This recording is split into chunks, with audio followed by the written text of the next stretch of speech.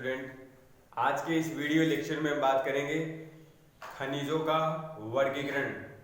अब तक हम ये जान चुके हैं कि जो खनिज होते हैं, मिनरल्स, उनका निर्माण है वो चट्टानों के अपघटन से होता है।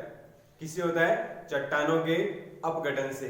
और हमें यह भी पता है कि जो खनिज होते हैं वो अकार्बनिक यौगिक होते हैं जिनका रासायनिक संगठन है वो निश्चित होता है। तो ये बात अपन जान चुके हैं। इसके बाद में अपन देखते हैं खनिजों का वर्गीकरण। आउटलाइन कल अपन देख चुके हैं, अब अपन उनके बारे में डिटेल से बात करेंगे।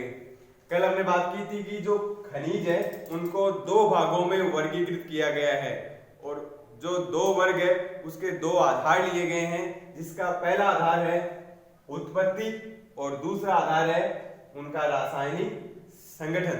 तो इन दो आधार के आधार पर या इन दो पॉइंटों के आधार पर खनिजों को दो वर्गों में विभाजित किया गया है। एक हमने ले ली उत्पत्ति और दूसरा हमने ले लिया रासायनिक संगठन। तो हम बात करते हैं पहले उत्पत्ति के आधार पर। उत्पत्ति के आधार पर खनिज है वो दो वर्गों में विभाजित किए गए हैं। पहला है प्राथमिक खनिज और दूसरे वर्ग में रखा गया है द्वितीयक खनिज। प्राथमिक खनिज जो होते हैं इनका निर्माण है वो चट्टानों के निर्माण के समय होता है। जब चट्टान बनती है उसी वक्त इनका निर्माण है वो होता है। प्राथमिक जो खनिज होते हैं ये चट्टानों के आवश्यक घटक होते हैं, इसलिए प्राथमिक खनिजों को आवश्यक खनिज भी कहा जाता है। एसेंशियल मिनरल्स या आवश्यक खनिज भी कहते हैं। यहाँ ये जो प्राथमिक खनिज होते हैं इनके कणों का आकार है वो 2 माइक्रोन से ज्यादा होता है। 2 माइक्रोन से ज्यादा होता है।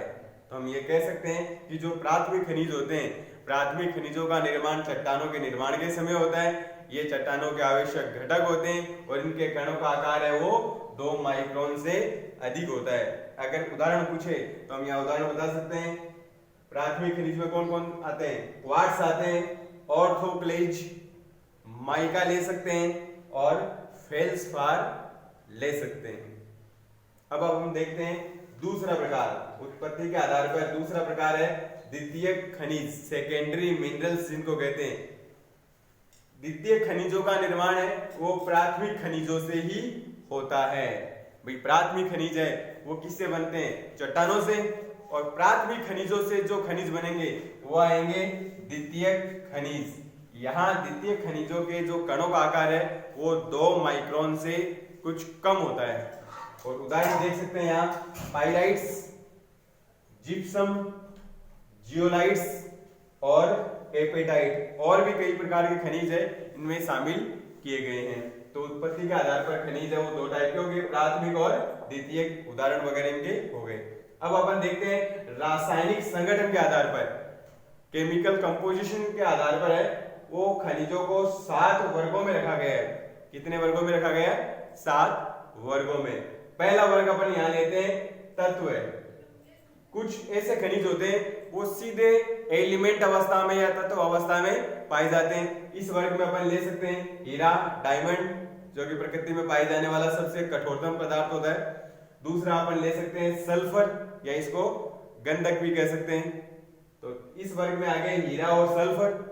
दूसरा वर्ग आता है ऑक्साइड, नाम से ही पता चल रहा है। ऑक्साइड जो होते हैं, यहाँ जो तत्व होते हैं वो ऑक्सीजन के संयोग से बनते हैं। ऑक्सीजन से जुड़कर जो यौगिक बनते हैं वो ऑक्साइड होते हैं। और इस वर्ग में आते हैं क्वार्ट्ज है, हेमेटाइट। हेमेटाइट इसका रासायनिक फॉर्मूला होता है Fe2O3। ऐसे अपन यहाँ ले सकते हैं मैग्नेटाइट। मैग्नेटाइट का फॉर्मूला होता है Fe3O4। तो ये आ जाएंगे ऑक्साइड वर्ग में। तीसरा वर्ग आता है कार्बोनेट। इसमें मुख्य रूप से कार्बोनेट यौगिक होते हैं, जैसे कैल्साइट। कैल्साइट को अपन कैल्शियम कार्बोनेट भी कह सकते हैं, संगमरमर का प्रमुख अवयव होता है। ऐसे ही डोलामाइट ले सकते हैं। डोलामाइट जो होता है वो मैग्नीशियम कार्बोनेट और कैल्शियम कार्बोनेट का मिक्सचर होता है। ऐसे ही मैग्नेसाइट, सिंपल जिसको अपन मैग्नीशियम कार्बोनेट या MgCO3 बोलते हैं। तो ये आ गए कार्बोनेट वर्ग में। फिर आता है चौथा वर्ग फेल्सपार। खनिजों में जितने भी वर्ग है उनमें सबसे इंपॉर्टेंट है फेल्सपार खनिज। इनको दो भागों में बांटा गया है, एक ऑर्थोक्लेज और दूसरा प्लेजियोक्लेज।